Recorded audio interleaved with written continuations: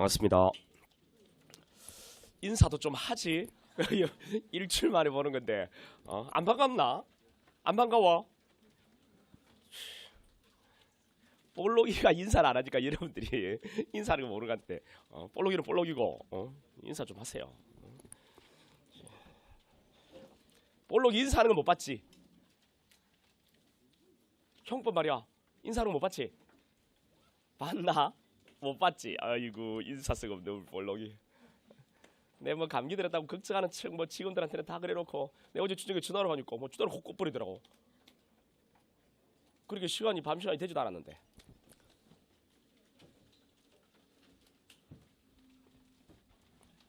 뭐 인사 한번 하고.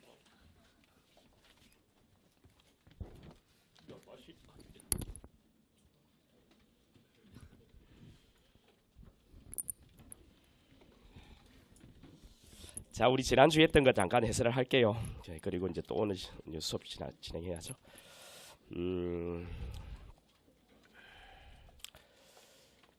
자, 피의자 구속부터 이 문제가 쭉 나와 있는데 한번 볼게요.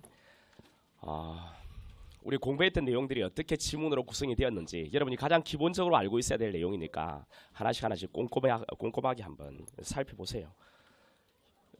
지금 기본 강의를 다지는 게 제일 중요합니다, 여러분. 기본을 탄탄하게 하는 게. 간혹가다 저는 좀 이런 여러분들 지금 이제 다시 시작하는 친구들도 있고 막 할 때 다들 나는 좀 어화스러운 것 중에 하나가 그 기본이 중요하다라고 다 이야기하거든요. 그런데 어느 순간 기본이 안 돼서 뭐 떨어지는 거거든요, 사람들이 다. 누구나 다 쌤들마다 다 이야기하는 것이 기본 수업만 탄탄하게 하면 충분히 합격 점수를 다 넣는다라고 하면서 막상 떨어진 이유는 다 기본 때문에 떨어진 것인데 기본 강의에 대해서 좀 그렇게 강하게 어필을 하지 않는 이런 경우들을 좀 보게 되는데 기본이 중요합니다. 기본. 그 기본 중에서도 제일 중요한 것은 여러분이 수업 들었던 내용이 어떻게 문제화되어 있는지를 익히는 게 중요한 거예요. 계속. 지금 여러분들이 보는 이 내용들이 가장 반복적으로 많이 나왔던 기출되는 형태의 지문들이거든요. 자, 이것들을 가지고서 계속 반복적으로 보세요. 그리고 어떻게 여러분이 공부했던 기본서의 그 내용이 어떻게 문제화되는지를 보시라고요. 이게 원래 중요한 거예요, 여러분. 이것을 알기 위해서 기본서를 보는 거거든요. 그럼 차라리 이걸 가지고 뭐 강의를 하지. 이걸 가지고 강의하면 여러분 절대로 이해를 못해요. 지문이 한 개 한 개 쭉 배열돼 있고 흐름, 연결성이 물론 공통적인 분모는 있죠. 피의자 신문이라는 공통적인 주제는 가지고 있지만 지문에 1번 문제도 그렇고. 그런데 그 흐름을 잡아야지 여러분 이해가 되거든요. 그러니까 기본서를 가지고서 이런 지문들, 기출된 지문들을 쭉 다시 어떤 영장 실질 심사는 이런 흐름에 놓고서 우리가 쭉 공부를 하고 또 실제 나왔던 지문을 다시 뽑아가지고 이런 형태로 보는 거거든요. 결국 이 기출 문제를 풀기 위해서 기본서를 가지고 기본 이론을 공부하는 것이거든요. 그러면 이 종착점은 기출 문제집이 해당 문제를 풀어내는 거예요. 근데 여러분 기본 강의를 들을 때는 항상 이론을 듣고 이것을 기출로서 점검을 해줘야 끝나는 거예요. 그렇지 않을까? 결국 기출된 내용을 강의하는 게 우리 기본 강의 아닌가, 그지? 그러면 기본 강의를 듣고 그 종착점인 기출 문제를 봐야 되는 거야. 그럼 기출 문제를 나중에 잡는다는 거 말이 안 되는 소리야. 내가 아무리 고민해봐도 그래. 그래서 기본을 듣고 바로 그 기출된 그 내용으로 그 내용. 물론 기출 문제가 이렇게 종합형으로 되어 있는 경우에는 뒤에 뭐 관련된 내용들이 앞으로 들어와가지고 지문이 구성되는 게 있어요. 그래서 어떤 문제는 두 개 지문은 알겠는데 두 개 지문은 본 적이 없어. 이런 거 있어. 그럼 이거는 남겨도 한 번 기출 문제집을 풀었다 해서 다 끝나는 건 아니거든요. 그러면 다음번에 이해도 갈 때는 이거 저 뒤에서 본 것 같은데 이런 느낌이 들고 찾아볼 수 있는 힘이 생기거든. 그리고 기출 문제집도 1회동만 하고 끝낸다고 천만에 만만에 맞습니다. 그래야 할 것 같으면 볼 필요 없어. 볼 필요 없어. 딱 1회도 강의 듣고 뭐 할 거다 하면 시작할 필요 없어요. 절대로 그렇게 되질 않으니까. 강의라는 강사도 그 과목을 얼마나 많이 듣고 얼마나 많이 받겠니. 그러니까 기출문제집도 계속 반복해서 볼 거란 말이죠. 그때 전에 보이지 않았던 그런 내용들이 보여. 또 뒤에 나오는 내용도 아니고 우리 기본 수업 시간에 실제 반영해서 할 수 없는 그런 판례들이 있어. 판례 양이 좀 되니까 우리 기본 강의에서 절대로 다 100%의 판례를 다 잡기는 어렵거든요. 그런 판례들은 나중에 우리 판례 강의에서 4월 말 정도, 5월 정도에 들어갈 건데 그때 판례 강의에서 이제 이것들을 보완한단 말이에요. 그럼 이제 완벽하게. 그러면 심화 과정까지 가면 여러분이 기출 문제집은 완전하게 다 떨어진단 말이에요. 이렇게 해서 심화 끝나는 순간 기출이 완전히 딱 끝나게끔. 이렇게 하면 그 다음부터는 이제 심화까지 끝나면 이제 정리까지 다 됐단 말이에요. 판례 보충까지 다 됐거든. 그리고 기출 문제집이 완벽하게 떨어진단 말이야. 그러면 그 다음부터는 이제 문제를 계속 보는 거지. 그 단권화된 교재, 우리 핵심 정리서가 있는데 그것을 가지고 계속 돌리면서 그 다음 문제를 많이 풀어볼 거란 말이에요. 다른 별 문제를. 다른 문제를 많이 풀어볼 거고, 그다음 마지막으로 또 한번 정리도 한번 해볼 거고, 심판리도 정리해 볼 거고, 다시 이제 모의고사 같은 거, 우리 동형 모의고사 있잖아요. 이런 걸 가지고 또 정리해 볼 거란 말이에요. 그리고 가장 최근에 나온 심판례 정리해서 시험장에 들어간다면 뭐 떨어지지 않는단 말이죠, 여러분들. 근데 그 과정을 충실하게 이행을 해야 돼. 알겠죠? 그래, 기본에서 제일 중요한 것은 종착점이 기출이라는 것을 명심해라. 기출이라는 것을. 알겠죠? 자, 보자. 자, 이것들이 다 기출된 가장 중요한 내용들이에요. 자, 1번에 구속전 피해자 신문 제도에 대한 설명 중 가장 적절한 것이 뭐냐? 자, 1번. 구속영장이 청구된 피해자의 신청이 있어야만 신문할 수 있다. 피해자의 신청이 있어야만 신문할 수 있는 거다. 이거 어떻습니까? 우리 구속전 피해자 신문제도와 영장실질심사인데, 영장실질심사는 구속영장이 청구된 피해자의 신청이 있어야만 신문할 수 있다고요? 아닙니다, 여러분들. 필요적 신문제도가 도입됐어요. 그 2007년의 법 개정 전에는 청구에 의한 재량심사였습니다. 영장실질심사가 청구에 의한 재량심사요. 청구가 있고 그러면 법원이 필요하다면 했다고요. 그런데 지금은 필요적 신문제도가 도입됐어요. 필요적 신문제도. 알겠죠? 필요적 신문제도. 그러니까 구속영장이 청구되면 영장실질심사는 무조건 하도록 되어 있다고요. 알겠죠? 구속영장을 검사가 청구하면 법원은 뭐 피해자의 어떤 청구라든가 법원의 어떤 필요성 판단과 상관없이 무조건 영장실질심사를 하도록 되어 있다고요. 이런 것을 필요적 신문제도가 도입됐다라고 이야기하는 거예요. 우리 공부했을 겁니다. 이번에 구속전 피해자 신문 실시 여부는 법원의 재량이다라고 했네요. 이거 어떻습니까? 또 틀렸죠? 법원의 재량이 아니고 뭐 필요적 신문제도가 도입됐다 했죠. 피해자의 청구나 법원의 필요성 여부와 판단 관계없이 무조건 하도록 되어 있으니까 이게 필요적 신문제도예요. 3번에 체포된 피해자에 대해서 구속영장 청구받은 판사는 지체 없이 피해자를 신문해야 한다. 이 경우 특별한 사정이 없는 한 구속이 청구된 날의 다음 날까지 신문해야 한다. 체포된 피해자는 청구된 날의 다음 날 맞죠, 그죠? 미체포 피해자는 어때요? 미체포 피해자는 인치된 때부터 가능한 한 빠른 일시. 예, 그렇죠. 4번에 피해자에 대한 신문 절차는 원칙적으로 공개하나 국가의 안전보장 또는 안녕질서를 방해하거나 선량한 풍속을 할 염려가 있을 때 법원의 결정으로 공개하지 아니할 수 있다. 원칙적 공개하나라고 되어 있습니다. 이거 어때요? 원칙적 공개한다고요? 틀리죠. 원칙 공개 아니죠. 우리 공개 비공개요. 공개 비공개는 이렇게 네 가지 경우로 나온다고 했죠. 기소를 사이에 두고 이쪽 영역하고 이쪽 영역하고 우리 앞으로 공부할 겁니다. 자, 여기 그다음에 여기 그다음에 여기 이렇게 네 군데를 공부할 건데 시험에는 거의 네 군데가 나와요. 자, 기소전은 우리 수사 영역이죠. 수사는 공개 상태로 하는 거예요, 비공개 상태로 하는 거예요? 비공개. 그래서 이 수사 영역은 비공개고요. 우리 재판은 공개 재판입니까? 비공개 재판입니까? 공개 재판이요. 이거는 헌법에도 그렇게 돼 있는 거예요. 공개 재판이요. 근데 이거는 공개 영역입니다. 공개 영역. 그래서 여기가 뭐냐면 지금 공부했던 영장실질심사예요. 영장실질심사 비공개. 그다음에 이거 오늘 우리 하겠네. 기소강제 절차예요. 기소강제 절차. 자, 불기소가 떨어졌을 때 이 기소강제 절차라는 게 있어요. 나중에 공부할 겁니다. 기소강제 절차 한번 들어보라고요. 기소강제 절차. 이거 할 때 다시 이 그림을 그릴 거예요. 다시 한번 더 복습시켜 드릴 거라. 기소강제 절차 비공개고요. 이런 공판 준비길, 공개 재판을 준비하는 날. 그다음 공판길, 공개 재판하는 날. 이게 전부 다 공개입니다. 우리 공판이라는 것은 공개 재판의 줄임말이거든요. 그래서 공판이라는 글자가 나오면 공개라고 생각하시면 되는 거예요. 공판 준비길, 공개 재판 준비길, 공판길, 공개 재판하는 날. 길은 날이거든요. 그러니까 이거는 공개죠. 그래서 이제 더 쉽게는 지금은 여러분 이렇게 해도 되는데 공판이란 글자 나오면 공개, 공판이란 글자가 없으면 비공개. 일단 이렇게 해서 문제를 풀겠다는 생각을 가져도 그게 대부분 다 맞아요. 알겠죠? 영장실질심사, 기소강제 절차, 공판이란 글자 들어가 있었어 없었어? 없지. 들어가 있지 않지? 그럼 비공개. 원칙 공개하면 틀리겠죠. 그다음 공판 준비길, 공판길, 비공개하면요? 틀리지. 공판이 공개 재판의 줄임말이니까 원칙 공개, 물론 예외적으로 비공개예요. 자, 나올 때마다 할게요. 아직 공부 안 했고 안 했어요. 이거 하나 있죠, 이거 하나. 그러면 다음번에 이거 할 때 또 그릴 거고, 이거 할 때 또 그릴 거고, 이거 할 때 또 그릴게. 그래서 충분히 계속 길을 열어놓고 들으면 나중에 익숙해지실 겁니다.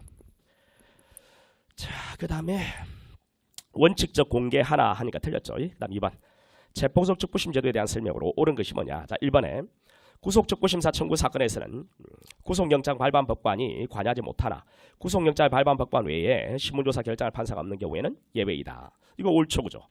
자, 영장을 발부한 법관, 이 영장 발부가 잘못됐다고 적부심을 청구했더니 영장을 발부한 판사가 떡하니 와가지고 말이죠. 이 적부심을 맡으면 되겠어, 안 되겠어? 안 되겠죠, 그죠? 안 되겠죠. 그런데 이 법관 말고는 신문조사 결정할 판사가 없다면 예외적으로 관여할 수 있어 없어? 있다라고 했습니다. 그 이야기고. 2번 구속적부심사에 있어서 국선변론에 관한 규정이 준용되지 않으므로 피의자가 미성년자이거나 심신자의 의심이 있는 자인 때에도 국선변론이 선정할 필요가 없는 거다. 국선변론에 관한 규정이 준용되지 않는다고요? 준용되죠, 그죠? 준용되죠. 적부심에서 국선에 관한 규정이 준용됩니다. 피의자가 형소법 제33조에 해당할 때라고 되어 있는데 그 형소법 제33조는 아직 우리 공부 안 했고요. 나중에 가서 공부할 겁니다. 그래서 지금은 일단은 형소법 제33조가 일단 뭐냐면 피고인에 대한 국선변호인 선정 사유가 있습니다. 이게 되게 중요한 조문이거든요. 나중에 우리가 공부할 겁니다. 자, 이 두 문자도 따가지고 제가 깔끔하게 정리해 드릴게요. 자, 여기에 해당되는 피의자의 경우에는 우리 적부심 절차에서 사선 없을 때 국선을 선정해 주도록 되어 있습니다. 지금은 일단 적부심에서 사선 없으면 국선 선정한다. 이 정도 기억하고 있으면 돼요. 3번의 체포구속 적부심 청구에 대한 법원의 석방 결정에 대해서는 항고가 허용되지 않으나 기각 결정에 대해서는 항고가 허용된다. 자, 이건 여러분 틀린 지문입니다. 그렇죠. 왜 그래요? 지방법원의 판사재판에 대해서는 불복이 된다고요? 안 된다고요? 지방법원 판사재판에 대해서는 불복이 돼야 안 돼? 안 되죠. 왜? 규정이 없습니다. 물론 예외가 두 가지 있거든요. 이건 나중에 이야기해 드릴게요. 그래서 우리 적부심은 지방법원 판사가 하는 거잖아요. 기각결정, 석방결정 전부 다 불복이 안 돼요. 안 됩니다. 그런데 여러분 하나 구속 적부심에서 기각결정, 석방결정도 아닌 또 다른 결정이 하나 있죠. 어떤 결정? 그렇죠. 보석 결정이 있습니다. 보증금 납입 조건 피의자 석방 결정 있잖아요. 이 결정에 대해서는 불복이 돼요? 안 돼요? 되죠. 어떤 불복이요? 보통항고라고 했습니다. 보통항고. 아, 이름 까먹었구나. 보석은 보통 좋아하는데 보석은 보통 좋아해. 니도 좋아하고 내도 좋아하고 보통 좋아해. 싸네. 네, 이번 주 엄청 아팠어요. 정말 아팠어요. 웃을 일이 아닌데. 웃나 너희들. 눈물 올라간다 갑자기. 내가 병원에 안 가거든요. 병원에 안 가거든요. 부산에 바로 우리 집 앞에 병원이에요. 큰 병원이 두 개나 있어요. 두 개나. 그래도 안 가요. 그냥 내 자체 자연 치유력을 내가 믿거든. 근데 세상에 서울에서 내가 병원에 갔어요. 세상에. 이거는 획기적인 일이야. 내가 우리 집사람한테 집사람이 내가 병원 갔다 하니까 아니 그러면 뭐 좀 안쓰럽고 그래야 될 거 아니야. 키득키득 웃더라니까요. 내가 이 집에서도 안 가는 그 병원에 서울 가서 병원에 갔다니까. 아이고. 이제 좀 뭔가 어제 느낌 오지. 내가 얼마나 아팠는지. 그럼 여러분들 오늘 어떻게 될는지 알겠지. 내가 뭘 좋아하는 건지 여러분 아시잖아 다. 오늘은 그럼 기대할게요. 여러분 방 같은 이런 거는 전혀 내려갔다 엄청나게 힘들게요. 한 2, 3주 갈 수 있어요. 여러분. 휴가 갈 수도 있어요. 아파가지고. 내가 아파가지고 휴가 한 적이 없는데 휴가 갈 수도 있어요. 알아서 하세요. 휴가 그래 휴가 한번 해볼까. 막 그런 거 하면 안 된다 니들. 그럼 너희들 보강할 게다. 보강 2, 3주 보강해 버릴 게다. 볼록이 시간에 보강해 버릴 게다. 볼록이 시간에 행복 시간에 보강해. 알았어요. 뭐하다 그랬지? 보석하다 그랬구나. 우리 그 피의자 보석은요 보통항고로 불복 가능해요. 왜 이게 보통항고로 지방은 판사재판이지만 불복이 된다고 했습니까? 공소제기 이후에 피고인 보석 있잖아요. 이 피고인 보석은 수소법원의 보석 결정이니까 수소법원의 결정에 대해서 불복 방법은 항고에는 보통과 적시는요 규정이 있을 때. 규정이 없으면은 일단 항고는 안 돼요. 그런데 강제처분에 관한 결정은 이제 보통 항고가 되잖아요, 그죠? 그 강제처분에 관한 결정이 구보악감이라 있잖아요. 구금, 보석, 이 보석 결정 여기 보통 항고 되거든요. 이 피고인 보석을 피의자에게 도입한 게 피의자 보석이에요. 근데 여기는 보통 항고 되는데 이 피의자 보석에는 보통 항고 안 된다 하면 이게 형평이 맞지 않다는 거죠. 그리고 또 기각 결정, 석방 결정에 대해서는 불복이 안 된다는 명문의 규정이 있는데 보증금 납입 조건 석방 결정에 대해서는 아무런 말이 없어. 이 두 가지를 논거로 해가지고. 보통항고가 된다는 것이 판례의 입장입니다. 그런 것들 기억해 주시고요. 또 한 개 더 있는데 이건 오늘 우리 공부를 할 겁니다. 그래서 두 가지 정리를 해드리도록 할게요. 그다음 4번의 보증금 납입 조건부 피의자 석방 대상자는 구속된 피의자뿐 아니라 체포된 피의자도 포함된다라고 했네요. 이건 어때요? 보증금 납입 조건 피의자 석방 대상자는 구속된 피의자뿐 아니라 체포된 피의자도 포함된다. 보증금 납입 조건부 석방은 구속된 피의자의 구속 적부심에서만 되는 거죠, 그죠? 여기에 구속된 피의자의 보석 청구로 지방원 판사가 보증금 납입 조건을 석방 결정을 한다. 이런 질문이 나온다면 O일까 X일까? X죠. 그죠? 이 피의자 보석은 지방원 판사의 직권 재량 보석입니다. 피의자에게 보석 청구권은 없어요. 됐죠? 그다음 3번에 보석에 관한 설명 중 옳은 것이 뭐냐? 보석에 관한 설명 중 옳은 건 법원은 보석화 결정을 집행한 후에 서약서. 틀리죠. 그죠? 우리 보석 조건에 어떤 것들이 있습니까? 보석 조건 보석 조건, 우리 공영감이 구속됐는데 보석이라는 것은 인재를 조건으로 풀어주는 그런 제도라고 하면 예보라 있죠. 자, 공영감이 구속됐는데 이제 누가 인재로 대신 들어가겠다고요? 공서출 들어가려 하니까 아버지가 보약 한번 해주려고 하니까 적자가 왜 해주? 자, 이런 거 안 된다고 했지 내가. 아프다 했지 오늘은. 야, 재밌고 뭐. 나는 이런 강의 해주는 쌤 있으면 뭐 엄청나게 많이 웃어줬겠다. 내가 너무 처량하다 이런 말을 하니까. 자, 공서출 보약 외해주. 자, 이것이 이제 보수 조건이잖아요. 그 중에서 이게 뭔데 이거? 이게 선이행 후집행입니다. 후집행. 자, 이 공탁이고 서약세출이고 출석보정세출이죠. 출석보정세출. 그런데 여러분 출석보정서 근데 피고인이 정당하게 출석하지 않으면 출석보정인에게 어떤 제재를 간다고요? 과태료. 여기에 대해서는 적시하고 불복 가능하다 있죠. 그다음 보정금 또는 담보, 그다음 보정금 납입 약정서, 그다음 외국 출구하지 않겠다는 서약세출, 그다음 해를 가하지 않겠다는 거죠. 그다음 주거 제한 이걸 받아들이는 이런 형태가 전부 다 보수 조건입니다. 그 중에서 공서출 보약 이것은 선의행 우집행. 그런데 여기는 법원은 보사 결정을 집행한 뒤에 서약서에 있기 때문에 틀리죠. 서약서 들어온 거 확인하고 이거 이행된 거 확인하고 그리고 나서 보사 결정을 집행해야죠. 1번 틀리고 2번 법원은 보석의 조건을 정함에 있어서 피고인의 성과, 성격, 환경 고려하여 자산 정도로 이행할 수 없는 조건을 정할 수는 없죠. 자산도 고려하잖아요. 그죠? 자산 정도로 이행하기 어려운 조건은 정할 수가 없는 겁니다. 3번은 법원은 직권 또는 검사 신청에 따라 결정으로 피고인의 보석 조건을 변경. 이거 바로 틀렸습니다. 보석 조건도 변경과 유예가 돼요. 그런데 자, 변경과 유예가 되는데 법원의 직권과 그 다음 보석 청구권자의 신청이에요. 검사의 신청이 아니거든요. 예, 틀리고. 자, 이렇게 우리가 다 기본서에서 공부를 했습니다. 이렇게 다 했거든요. 그리고 이거 한 게 뭔 의미가 있는데 기초를 통해서 여러분 확인하지 않으면 그 뭔 의미가 있어요? 뭔 의미? 그러니까 여러분들이 이걸 딱 공부하고 바로 쉬는 시간 같은데 기초를 통해서 딱 점검하고 아니면 수업 끝난 뒤에 잠깐 1시간 정도 자, 기초를 통해서 일이 다 가볍게 딱 정리해주고 여러분 모르는 점이 있으면 넘어가도 돼. 수업 시간인데 제가 안 가르쳐준 거 여러분 처음 보는 것은 넘어가도 된다고. 그래서 수업을 집중해 듣는 게 제일 중요하지. 뭐 수업 잘 안 듣고 기출 문제 아무리 받아. 뭐 거의 검은 것은 글자고 흰 거는 바탕이지 뭐. 수업 열심히 들으면 그리고 기출하고 딱 매치시켜 보라고. 그럼 이게 이렇게 나왔다. 이 긴가민가 하면 찾아봐 책을. 그때 손때가 묻는다고 책에. 모서리에 손때가 많이 묻어야 합격해 여러분. 많이 찾아봐야 된다고. 많이 찾아보기 위한 계기는 시험을 쳐보는 것밖에 없어. 기출 문제를 보는 수밖에 없고. 헷갈리는데 안 찾아보면 손때 안 묻어. 헷갈리면 찾아보라고. 찾아볼 때 손때가 묻잖아요. 그렇게 묻는 손때가 이 보풀보풀 일어나야 여러분 합격한단 말이지. 찾아보고 이거구나. 그 다음날 시험을 보니까 탁 오면 그냥 가볍게 탁탁 칠 거 아니냐. 이렇게 하면 끝난단 말이에요. 이렇게 한 것도 까먹거든. 이걸 다음번 반복 이거 계속 반복해주면 어떻게 안 붙어 나갈 수 있겠냐. 이건 제일 중요한 것은 너무나도 원론적인 이야기라서 열심히 듣고 꾸준히 성실하게 해봐. 그러면 점수는 자연스럽게 조금씩 올라가서 합격 점수가 나오는 거니까. 조금씩. 근데 매일매일의 성실한 꾸준함이 없으면 사실 안 돼. 지금 이렇게 설명할 때도 또 열심히 듣는 친구가 있고 열심히 안 듣는 친구가 있거든. 그리고 그 차이가 지금 작은 것 같지만 그게 쌓이고 6개월 차이가 나고 1년 차이가 나고 2년 3년 차이가 난대. 그래서 결국은 뭐 그런 것들이야 뭐 3년이야 뭐 나중에 살아가다 보면 우리가 뭐 내가 3년 더 살면 될 거 아니냐 그자. 뭐 범인 한두 명 더 잡아가지고 빨리 증거하면 될 거 아니냐. 근데 결국 그 차이가 합격과 불합격을 낳게 된다니까. 그러니까 영원히 이제 경찰하고는 빠이빠이가 되는 사람도 있고 경찰이 되는 사람이 있다. 그 차이는 크단 말이죠. 그 차이는. 공무원이 되고 안 되고의 차이는. 근데 계속 그게 쌓이면 일단 안 될 가능성이 훨씬 높아지니까 지금 시작했을 때 그 성실한 꾸준함은 조금까지 가봐봐.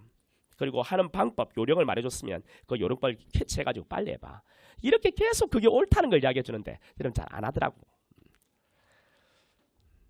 우리가 기본 수업을 들었으면 당연히 기출이 풀려야 되는 거 아니야. 기본이 중요하다. 기본 들으면 충분히 합격한다면서 기출이 안 풀리면 그런 문제가 있는 거예요. 강의가 문제 있는 것이요.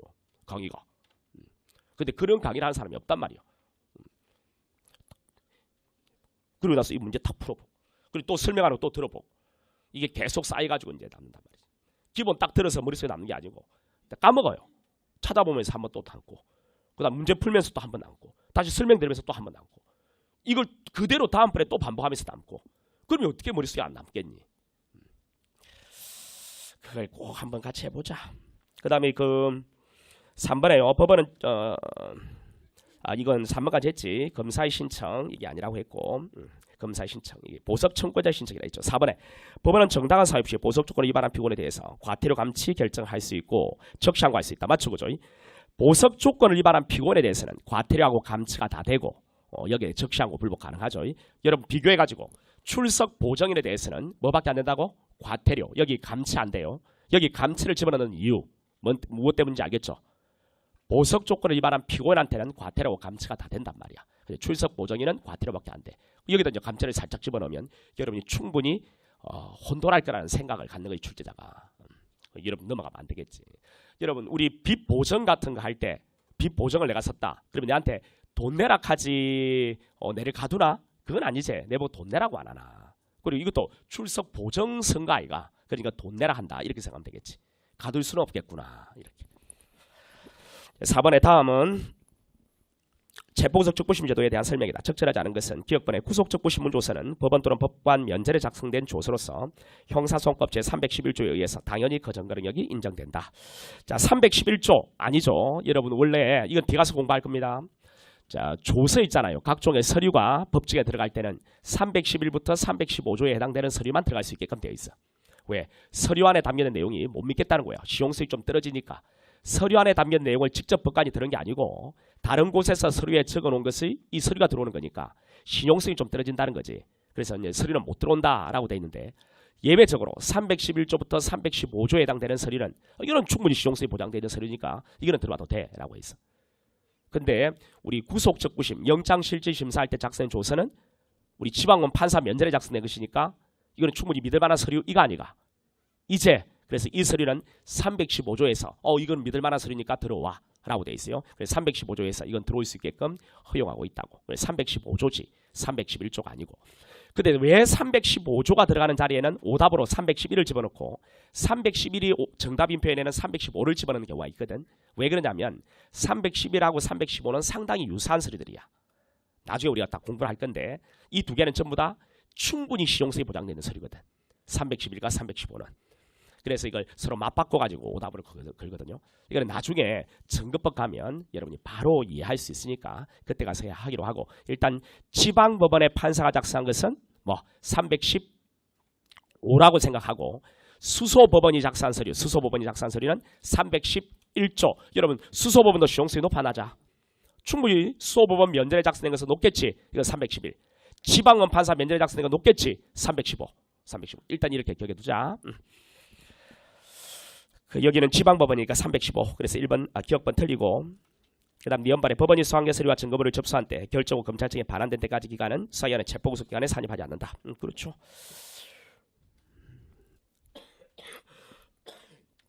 접수부터 반환까지는 산입하지 않습니다. 디귿번 법원은 체포구속 적부심 청구가 있는 경우에 피해자의 출석을 보장할 만한 보정금 납입을 조건으로 석방을 명할 수 있다. 체포 및 구속적부심 청구가 있을 때 틀렸죠. 구속적부심에서만 되고 체포적부심에서는 보정금 납입 조건은 석방은 안 되죠. 열번에 법원은 체포 구속된 피해자에 대한 신문이 종료한 때부터 24시간 내내 적부심사 청구에 대한 결정을 하여야 한다. 적부심에 대한 결정 24시간. 자, 이것은 옳습니다. 그죠? 적부심사는 몇 시간입니까? 적부심사 48시간. 결정은요? 24시간. 그다음 미연번에 체포구속 적부심 청구에 대한 법원의 결정에는 항고할 수 없다라고 했네요. 법원의 결정에는 항고할 수 없다. 그렇죠. 항고 못하죠. 기각결정, 석방결정에 대해서 항고 못합니다. 우리 구속적부심이라면 보정금 납입 조건은 석방결정 보통 항고가 되죠. 근데 여기는 체포점 구속적부심 청구라고 했죠. 체포적부심 또는 구속적부심이니까 여기서 공통으로 할 수 있는 결정은 기각결정과 석방결정밖에 없거든요. 그러니까 항고 안 된다. 이 질문은 옳은 거고. 항고할 수 있다 했으니까 틀리네. 그래요. 항고할 수 있다 했으니까 틀리네. 그 다음에 B번에 체포구속 적부심 결정에 의해서 석방된 피해자가 도망하거나 재정을 인멸한 경우를 제외하고 동일한 범죄 사실에 관하여 재차 체포구속하지 못한다. 그냥 석방이네요. 그냥 석방 결정의 경우에는 도망, 재정 인멸한 경우를 제외하고 재체포 재구속을 못하죠. 도지한 경우에만 재체포 재구속이 됩니다. 자, 이건 옳은 질문이에요. 자, 5번에 이건 상당히 어려워요. 여러분 해를 가할 염려가 있는 경우에 피해자 보호를 위해서. 여러분 피해자나 당해 사건에 대해서 알고 있는 자에게 해를 가할 염려가 있으면 누군가를 내보내주면 돼, 안 돼? 만약에 피해자가 또는 피고인이 해코지를 할 염려가 있으면 내보내주면 될까 안 될까? 이런 빵에 있는 놈을 내보내줬다가는 이놈이 나가서 피해자라든가 당해 사건에 대해서 목격자 알고 있는 사람 해코지를 할 염려가 있으면은 내보내주면 안 되겠죠. 왜? 피해자 보호를 해야 될 거 아니냐. 그치? 목격자 보호를 해야 될 거 아니야. 또는 내보내줬더니 이를 염려가 없어 내보내줬더니 하하 요놈이 해코지를 할 염려가 있네. 이런 경우 다시 잡아들여야 되겠어? 안 잡아들여야 되겠어? 잡아들여야 되겠죠. 당연히 잡아들여야 되겠어? 안 잡아들여야 되겠어? 하면 이거는 뭐 물어보는 게 뭐 3살배기 애한테 물어보는 것도 아니고 당연히 잡아들여야 되겠죠. 피해자 보호를 위해서 그렇거든. 그러니까 우리 법에는 이런 사유가 있으면 내보내주지 말고 해를 가할 염려가 있으면 내보내주지 말고 해를 가할 염려가 있다면 내보내준 놈도 다시 잡아들여. 이런 규정이 있거든. 그걸 한번 보자는 거지. 피고인에 대한 필요적 보석의 예외 사유. 뭔데요, 여러분? 필요적 보석의 예외 사유. 자, 우리 주인도 지난주에 계속하니까 좀 식상했잖아요. 주인도 식상해. 예, 주인도 식상해. 이게 필요적 보석의 예외 사유였죠. 제외 사유. 식상해. 해가 뭔데? 해를 가할 염려. 해를 가할 염려가 있으면 필요적 보석 해주지 마. 이렇게. 알겠죠? 필요적 보석 해주지 마. 그 다음 보전금 납입 조건 피해자 석방의 제외 사유.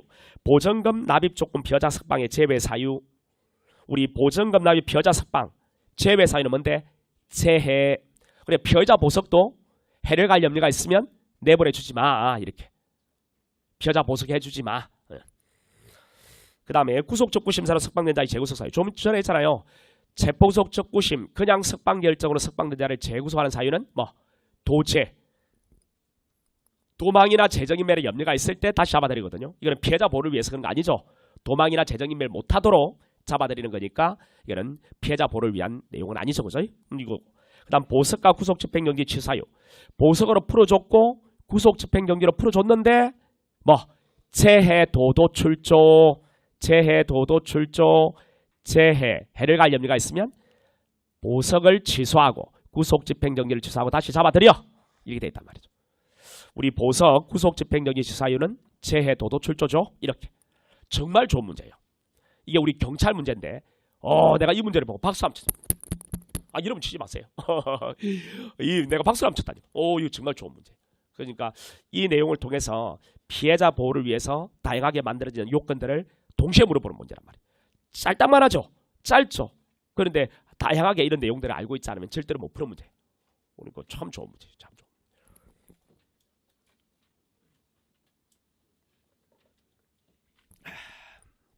6번 구속 전 피해자 신문에 관한 다음 설명 중에 가장 적절하지 않은 것은 자 1번 형사소송법 구속 전 피해자 신문 피해자 의사나 법관의 필요성 판단 관계없이 필요적으로 실시하도록 하고 있다. 필요적 실시. 그렇죠. 체포되지 않은 피해자에 대해서 구속장 청구받은 판사는 피해자가 재림을 했다고 절만한 이유가 있는 경우에 구일을 위한 구속장 발부하여 구일한 후에 신문해야 한다. 다만 피해자가 도망한 등의 사유로 신문할 수 없는 경우에는 그러하지 아니하다. 그렇죠. 도망쳤다면 구인과 신문할 수 없겠죠. 영장 바로 발부 가능합니다. 그 다음 접수 반환 사님하지 않는다. 맞고 4번 검사 변호인은 신문결에 출석하여 의견을 진술할 수 있을 뿐 아니라 범죄 사실에 관하여 문답 형식으로 피해자는 신문할 수 있다. 문답 형식의 신문은 안 되죠. 의견 진술밖에 안 됩니다. 7번 접견교통권에 관한 설명 중 가장 적절하지 않은 것은 1번 신체우사에 당한 사람이 그 변호인 자신의 범죄에 공범으로 가담시키려는 사정만으로 신체우사에 당한 사람과 변호인 접견교통을 금지하는 것은 정당하다. 자 이건 틀렸습니다. 이거는 맞네요. 그죠? 정답하다 틀렸네요. 여러분 공범으로 가담시키려는 시도가 있다는 사정만으로 접견교통권을 금지하는 것은 이건 안 되는 거예요. 알겠죠? 공범으로 가담시키는 시도를 해도 변호인은 공범으로 참여할 생각이 없어. 왜? 공적 지위가 있으니까. 이런 시도를 했다 해서 접견교통권을 금지하는 것은 정당화될 수는 없어요. 됐죠? 자 이번에 검사에 의해서 피해자에 대한 변호인 접견이 부당하게 제한되어 있는 동안에 작성된 피해자 신문조서는 증거력이 인정되지 않는다. 이건 옳죠. 그 다음 3번에 이거는 상당히 어려운 지문 중에 하나예요. 수사기관에서 구금장소, 변호인 접견 등 구금에 관한 처분이 위법한 것이라는 사실만으로 그와 같은 위법이 판결에 영향을 미친 것이 아닌 한 독립한 상소유가 될 수는 없는 거다. 예, 우리 헌법 법률 명령 규칙을 위반했다 해서 무조건 상소를 되게 할 수 있는 게 아니고 헌법 법률 명령 규칙을 위반해도 그 법 위반이 판결 결과에 어떤 영향을 미쳤을 때 항소를 되게 할 수 있는 거예요. 이거는 뒤에 가서 공부하는 내용이 앞으로 나온 거예요. 저 뒤에 우리 종강조에 공부하는 내용이에요. 그래, 이런 지문들이 나오면 여러분 실제 공부를 다 하고 시험장에 들어가도 모르는 지문들이 있습니다. 알겠죠? 있으면 바로 넘어가요. 바로 넘어가서 이런 마음 먹어라. 처음부터 모르는 지문 나오면 지금 시험 보는 내와 옆에 있는 친구들은 다 몰라. 다 몰라. 물론 전혀 공부하는 내가 다 몰라. 이거는 뭐지 말같이 다른데 뭐 다 알아 이 새끼마 다 알아 다. 니 빼고 다 알아. 근데 그동안 공부를 쭉 열심히 했던 친구라면 항상 생각을 내가 못 본 내용 내가 모르는 내용이면 다 몰라. 이런 자신감이 필요한 거야. 자부심이. 자신에 대한 신뢰. 앞으로 그런 계속 싸워봐. 지금 기본 강의를 열심히 듣고 있는 친구는 우리 기본 수업에서 이렇게 치는 문제들 있지. 다 몰라. 다 몰라. 이게 그럼 내가 아는 지문에서 내가 승부를 걸 거야. 이런 생각을 해. 근데 내가 아는 지문이 없어. 그럼 이 문제 자체가 어려운 것이야. 그래 그 문제 제끼고 해도 돼. 그래도 충분히 높은 점수 나오니까. 그런 것들을 잘하세요.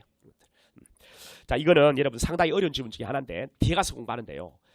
헌법 법률 명령 규칙을 위반해도 그 법 위반이 판결 결과에 어떤 영향을 주지 않았다면 항소를 제기하지 못해. 불복을 제기하지 못한다고. 이 법 위반으로 인해서 판결 결과에 어떤 영향을 미쳤다면 그때 상급법원에 불복을 제기할 수 있다는 거지. 그런데 여기에 그와 같은 법 위반이 판결에 영향을 미친 것이 아니라면 독립한 상소가 될 수는 없다는 거 맞고, 그다음 구속된 피해자의 변호인 측 경유토권을 침해하는 수사기관의 처분에 대해서 준항고 가능하다. 그렇죠. 준항고. 수사기관이 잘못된 처분 어떤 거? 구금, 압수물의 환부, 구수한, 그다음 변호인 참여에 관한 처분에 대해서 준항고. 그다음 8번 보석에 관한 설명으로 적절하지 않은 것. 형사성법은 보증금 납부 위에도 보석의 조건을 다양하여 보석의 기회를 확대하고 있다. 그렇죠. 인지를 다양화시켰다고 했죠. 그다음 이번에 보석의 조건으로는 보증금 납입 이외에 서약서 제출, 틀리죠. 서약서 제출 쭉 이거는 맞는데요. 쭉 가다가 맨 마지막에 출국 금지 서약은 보석의 조건으로 규정되어 있지 않다. 틀리죠. 보석의 조건으로 규정되어 있고, 법원은 보석 조건을 정함에 있어서 성질, 재상, 증거의 증명력 좋아요, 정과 성격, 환경, 자산 좋고 피해자에 대한 배상 등 법행 후에 정황에 관련된 사항을 고려해야 된다. 성질환자, 증명, 정성이라 했죠. 맞고, 형사법 보석에 청구했을 때 재배 사유 없는 한 보석을 허가해야 한다. 필요적 보석을 원칙으로 하고 있다. 그렇죠. 필요적 보석을 원칙. 자, 하나 물어볼게. 필요적 보석은 청구가 있을 때만 가능한 거야? 아니면 청구 직권 다 가능한 거야? 필요적 보석은 청구가 있을 때만 가능해. 직권으로 안 돼요. 근데 임의적 보석은 청구뿐만 아니라 뭐 직권도 가능하죠. 직권도 가능하죠. 그래서 청직임 이렇게 했잖아요. 청직임. 그 다음에 9번에 구속의 적부심사에 관한 설명으로 옳은 것은 구속의 적부심사를 청구했던 사람 중에는 피해자의 동거인 고용도 포함된다. 똥꼬가 포함된다라고 했네. 똥꼬가 포함된다. 자, 옳죠. 우리 적부심과 보석에서만은 가동고를 기억하라고 했죠. 나머지의 가족, 동거인, 고용주가 나오면 다 틀린 점으로 일단 처리해보자 라고 했습니다. 물론 가동고가 이 두 개만 나오는 건 아니에요. 다른 곳에서도 가동고를 들어볼 수 있거든요. 그런데 그런 것들이 시험에 나올 가능성이 거의 내가 아무리 고민해봐도 없는 것 같고, 일단은 적부심과 보석에서만 가동고, 나머지의 가동고가 들어가면 일단 틀린 지문으로 처리하셔도 되겠습니다. 그 다음 이번에 구속의 적부심사에 있어서 국서멸에 관한 규정이 준용되지 않으므로 피해자가 미성년자이거나 70세 이상의, 자 틀리죠. 우리 구속적부심에서 국선변호인에 관한 규정이 준용되죠. 자, 물론 피해자가 형소법 제33조 즉 피고인 국선변호인 선정사유에 해당돼야 된다라고 했죠. 3번의 구속의 적부심사 결과 청구 이유 있어 석방한 경우에는 항고할 수 없으나 청구 기각된 경우에 피해자가 항고할 수 있다라고 했네요. 석방한 경우에는 항고할 수 없으나 그리고 기각된 경우에는 항고할 수 있다. 틀렸죠. 석방과 기각 전부 다 불복 안 됩니다. 자, 4번에 구속적부심사 청구를 받은 법원은 3일, 여러분 적부심사에서 3이라는 숫자를 봤습니까? 봤습니까? 적부심사는 두 개밖에 없습니다. 적부심사 8, 그 다음 결정 24. 적부심사할 때 48시간, 그 다음 결정할 때 24시간. 이거밖에 못 봤죠. 그렇잖아요. 여기에 3일이 왜 나왔냐면요. 2007년에 법 개정 전에는 구속적부심은 3일이었고 체포적부심은 24시간이었어요. 그러다 보니까 어떤 문제가 있냐면 체포적부심은 너무 짧아요. 시간이. 구속적부심은 3일이면 72시간이거든요. 너무 길어요. 자, 구속이 불법 부당이라고 적부심을 청구했더니 질질 끌고 3일이나 걸려. 너무 길어. 긴 거는 빼주고 짧은 거는 더해줬단 말이야. 24시간을 가지고. 그러니까 공이 48시간이 나오는 겁니다. 그래서 2007년에 법 개정 이유는 체포적부심이든 구속적부심이든 공이 48시간이고, 그러면 심사 끝나면 결정은 그대로 이전과 같이 24시간 이렇게.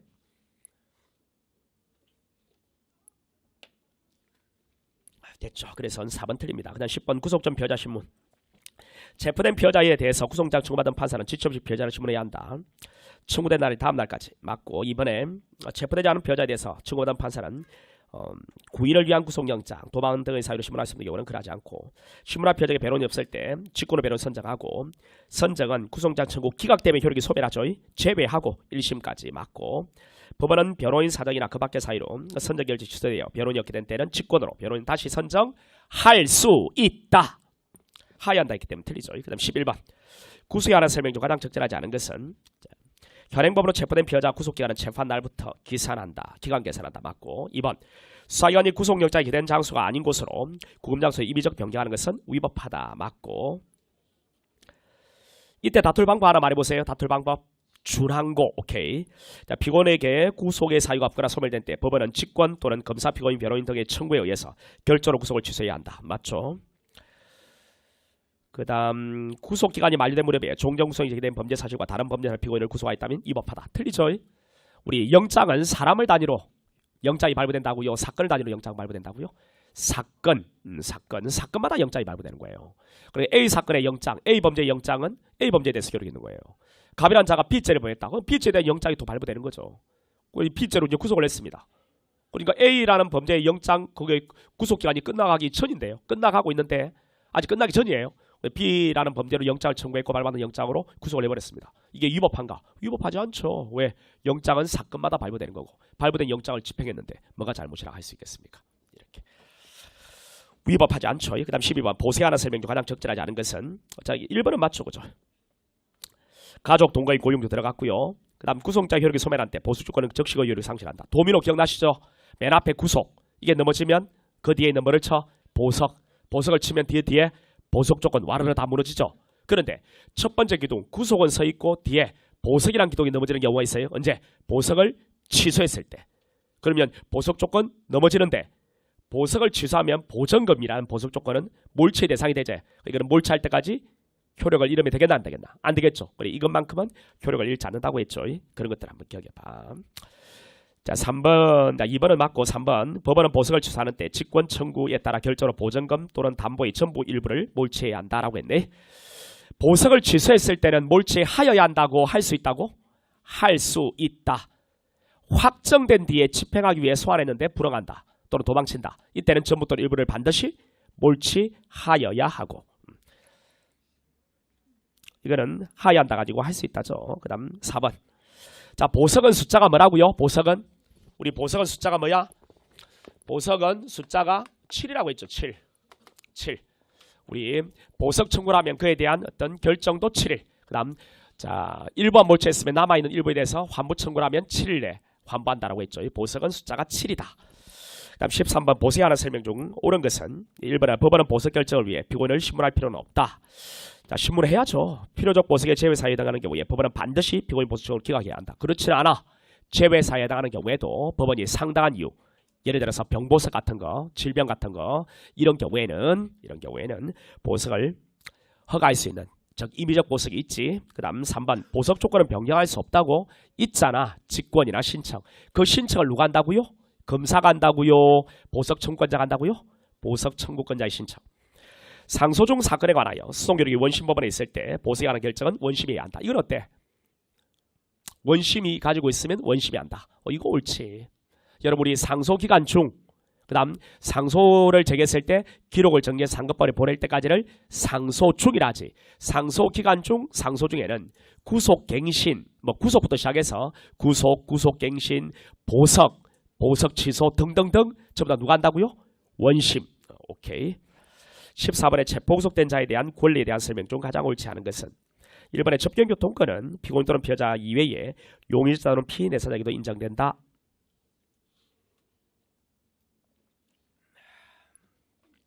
피내사자에게도 인정된다.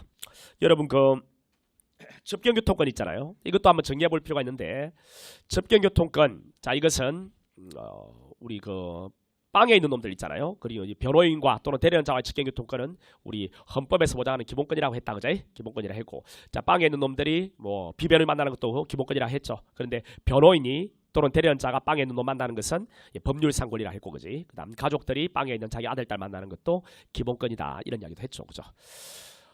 그런데 이제 그 빵에 있는 놈이 우리 변호인 또는 대리는 자 만나는 거 헌법에서 보장하는 기본권인데요. 우리 헌법에는 누구든지 체포구속되면 이렇게 돼 있거든요. 그래서 따라서 체포구속된 자가 접견교통권에 주체가 된다는 건 너무 당연해요. 뿐만 아니라 그게 빵이 아니라 하더라도 병원에 유치가 된 자 있죠. 신체 감정, 정신 감정을 위해 유치된 자도 접견교통권을 갖는 거고요. 심지어 임의동행 형식으로 연행된 자도 접견교통권을 갖는다고 했죠. 임의동행 형식으로 연행된 피해자뿐만 아니라 누구도 피내사자까지도.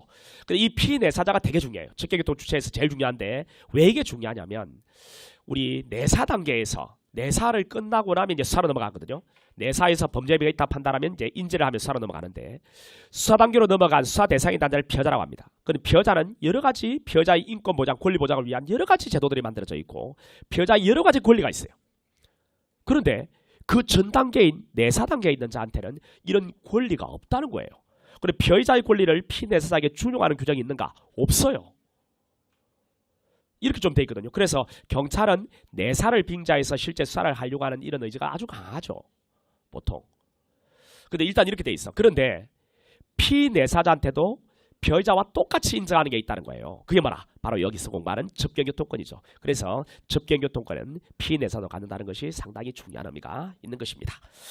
인정된다. 옳죠. 그 다음 이번에 신체조사에 나간 피의자가 범하였다고 의심받는 범죄에 관하여 자신의 변호인이 관련되어 있다는 사정만으로 그 변호인과의 직경토를 금지할 수는 없다. 맞고 3번에 구속된 피의자가 체포구속 적부심 청구권을 행사한 다음 검사가 공소를 제기한 다음 조기한 경우 비록 적부심사에 따른 석방 결정이 있어도 피의자는 피고인으로 신분이 변동되었으므로 법원은 구속 취소라 보수에 의해서 석방하여야 한다라고 했네요. 이거 어떻습니까? 틀렸습니다. 여러분 구속적부심을 피해자가 청구했는데요.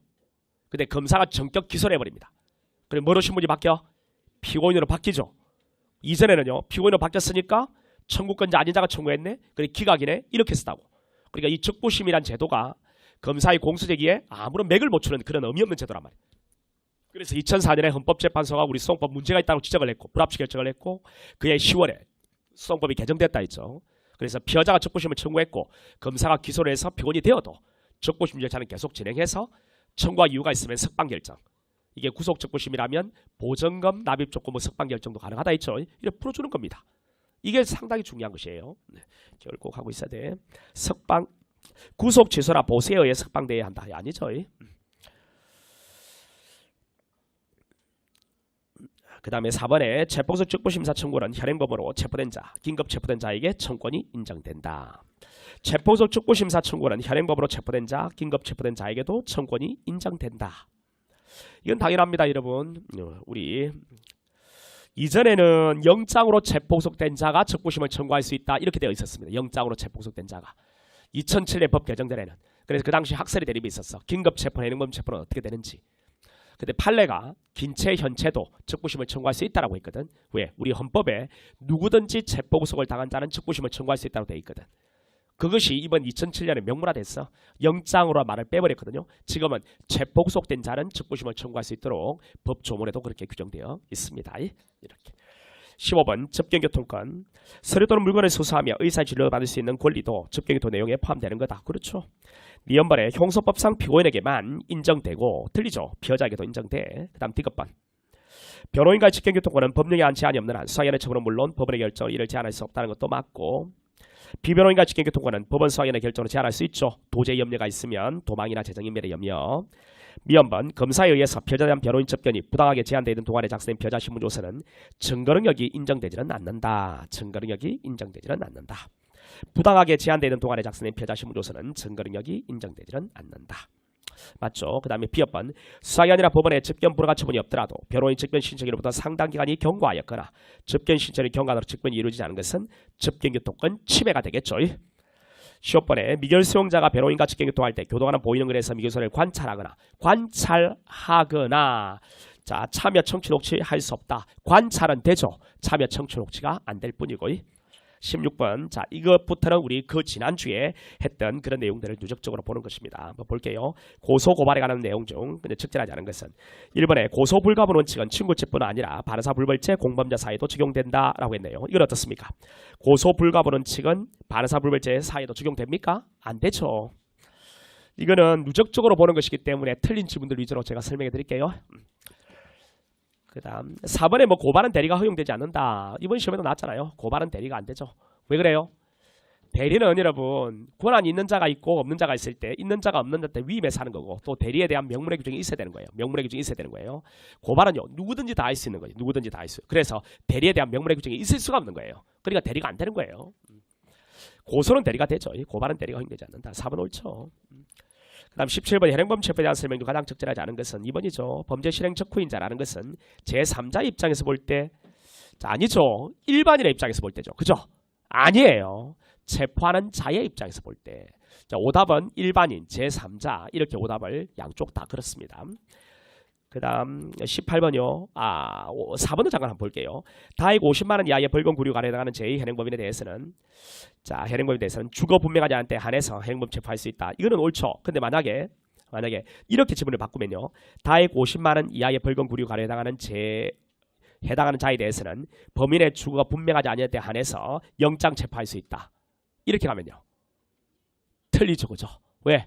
영장 체포는 주거 부정과 또 한 개 더 출석 불응이 있잖아요. 그죠? 그러니까 주거 부정의 경우에 하나다. 영장 체포 이렇게 가면 틀리게 되는 것입니다. 이런 것들 좀 조심하시고요.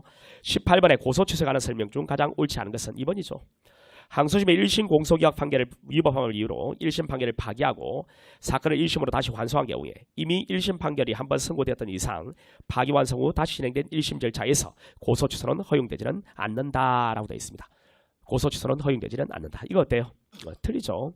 1심으로 다시 돌아오면 얼마든지 고소 취소는 되는 것입니다. 그다음 19번 형소법상 피해자 신문에 대한 설명으로 옳지 않은 것은 이건 3번이죠.